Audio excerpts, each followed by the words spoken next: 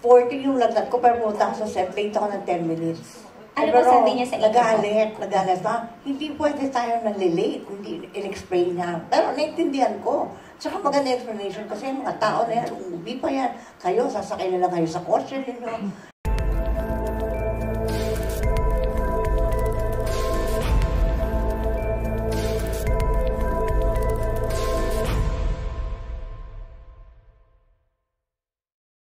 Experience na natarayan ng director or any experience na tumatak sa inyo na mas nakatulong sa inyo na magaling na actress po?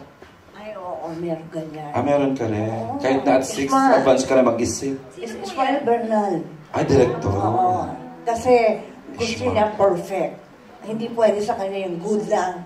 Kailangan perfect. Kailangan marinig mo yung cut perfect, very good, thank you. Oo. Ano pong pelikula ito? Galaw-gaw.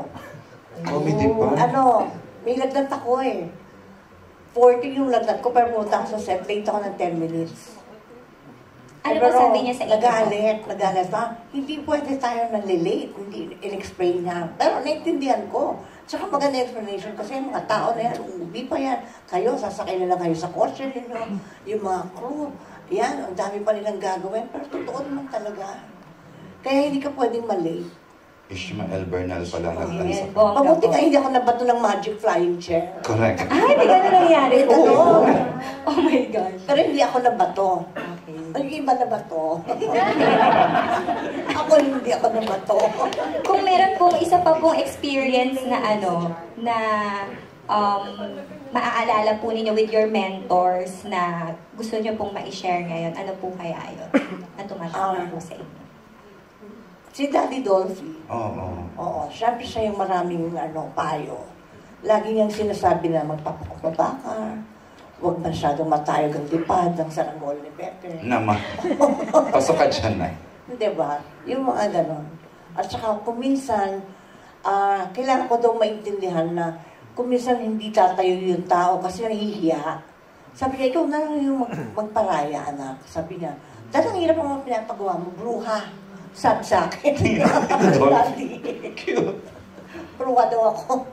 Sabi niya, pero nung wala na siya, doon ko naintindihan lalo yung sinasabi niya. Madami akong ganon.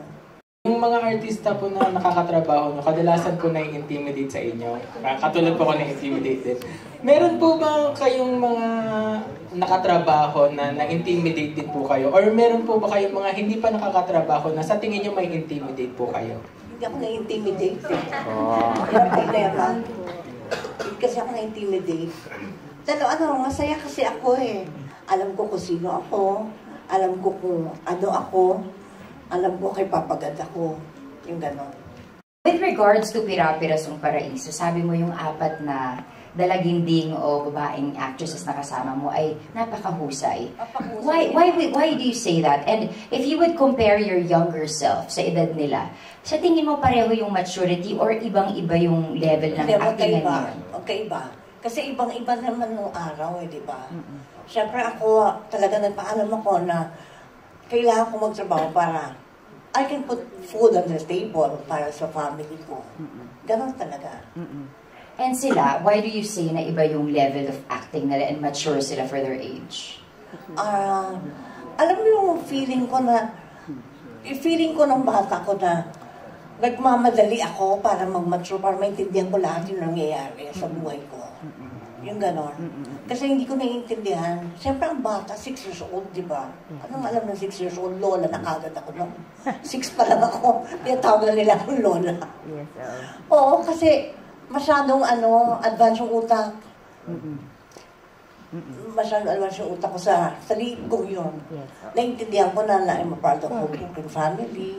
Naintindihan ko na alam ko na yun sa ganong kaaga. Tapos, syempre, gusto mo buo yung family mo. Hindi naman pwede kasi hindi nga ganun yung nangyari.